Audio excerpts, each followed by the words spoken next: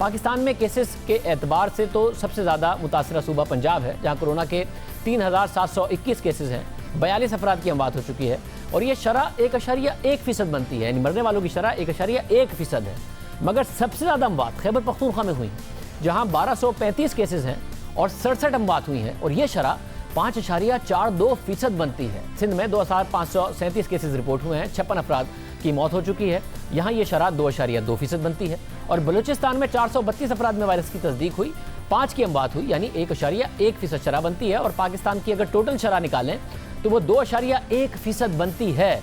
मगर पाकिस्तान में जो अमवात की शरह है 2.1%, उसका अगर दूसरे ममालिक से जायज़ा लिया जाए तो भी एक अहम सूरत हाल सामने आती है। इस हवाले से अगर भारत का जायज़ा लें तो वहाँ 12,760 अफराद में कोरोना वायरस की तस्दीक हुई, 423 अफराद हलाक हो चुके हैं यहाँ, यानी इस तरह वहाँ शरह अमवात 3.3% है, पाकिस्तान से कहीं ज़्यादा।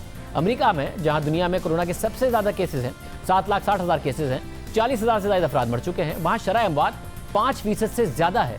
बरतानिया में शरह अमवात 13% है, 1,04,000 से ज़ायद कोरोना के केसेस हैं, 13,700 से ज़ायद अफराद हलाक हो चुके हैं। जर्मनी में 1,45,000 से ज़ायद मरीज़ हैं, 4,642 अफराद हलाक हो चुके हैं, यानी वहाँ शरह अमवात अब बढ़कर 3% के करीब पहुँच चुकी हैं, जहाँ पहले 1% से भी कम थी। जबकि इटली में शरह अमवात 12% है, स्पेन में शरह अमवात 10% है। स्वीडन, जहाँ हुकूमत की जानिब से लॉकडाउन नहीं किया गया, वहाँ 14,700 से ज़ायद केसेस हैं, 1,580 अफराद हलाक हो चुके हैं, अमवात की शरह 10% से ज़ायद है। अब अहम बात यह है कि इन ममालिक में भारत के अलावा अमेरिका और यूरोपीय ममालिक में कोरोना का वायरस इस वक्त पीक कर चुका है, जिसकी वजह से कहा जा रहा है कि अब हम आसानियों की तरफ जा सकते हैं, क्योंकि हमने कोरोना वायरस में जो नई तादाद थी आने वालों की या अमवात की, अब उसमें कमी आना शुरू हो गई है, इसलिए पीक कर चुके हैं। अब हम इकॉनमी को और मईशत को खोलने की तरफ जा सकते हैं। मगर पाकिस्तान में भी पीक नहीं आया है। खुद वज़ीर आज़म इमरान खान ने कहा है कि मई में जाकर 15 से 25 मई तक हमें मुश्किल होगी, अस्पतालों पर दबाव पड़ेगा। हम ये अंदाज़ा लगा रहे हैं कि हमें जो मुश्किल पड़ेगी वो पड़ेगी मई के 15 से लेके मई के 20 या 25 तारीख तक। हम समझते हैं कि हमारे हॉस्पिटल्स के ऊपर प्रेशर ज़्यादा पड़ेगा। सबसे ज़्यादा ख़तरा ये है कि लॉकडाउन की वजह से जो हमारा कमज़ोर तबका है, गरीब तबका है, उसके क्या हालात हैं और मुझे ख़तरा है उसका। लॉकडाउन डंडे से मेंटेन नहीं होगा। ये लॉकडाउन तब कामयाब होगा जब हमारे शहरी खुद समझेंगे कि उनकी जिम्मेदारी है, क्योंकि उनके भले के लिए है।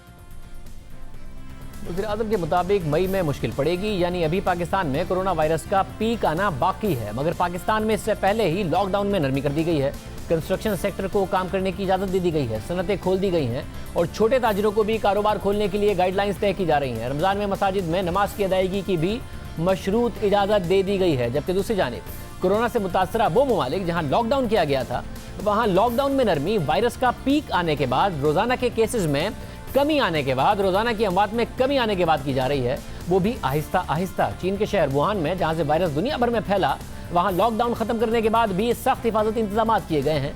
अब भी कई इलाकों में लॉकडाउन है, मोबाइल पर मखसूस कोड वाले अफराद को ही बाहर निकलने की इजाज़त है।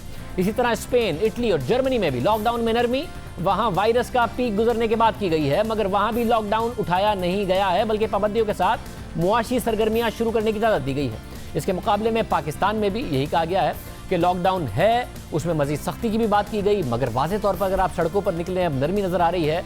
जबकि गुंजान आबाद इलाकों, कच्ची आबादियों से केसेस सामने आ रहे हैं, अमवात बढ़ रही हैं। सिंध में गुज़िश्ता रोज़ एक दिन में 8 अफराद की वायरस से अमवात हुई। वज़ीर आला सिंध के मुताबिक ये एक दिन में होने वाली अब तक की सबसे ज़्यादा अमवात है।